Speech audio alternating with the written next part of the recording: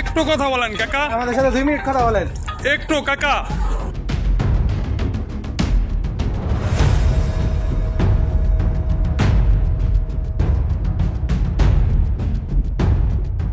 আমাকে মিথ্যা মামলা দিয়া সবসময় আমাকে হয়রানি করে। এই পাড়া প্রতিবেশী অনেক মানুষকে তারা এভাবে হয়রানি করে। আমার বাপে কিছু জায়গা রেখে গেছিল, হেরা এই জায়গাটা দখল করছে। অথচ তাদের এই মিথ্যা মামলা হয়রানি হইতে হইতে আমার জীবনে যা কামাইলাম খালি যাইতেছি।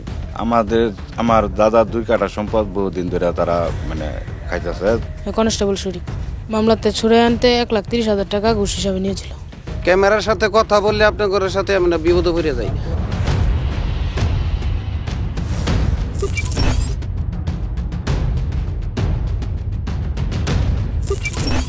অপরাধ অনুসন্ধানমূলক অনুষ্ঠান সাদা কালো দেখতে চোখ রাখুন 15 ফেব্রুয়ারি সন্ধ্যা 7:30টায় চ্যানেল এস এর পর্দায়।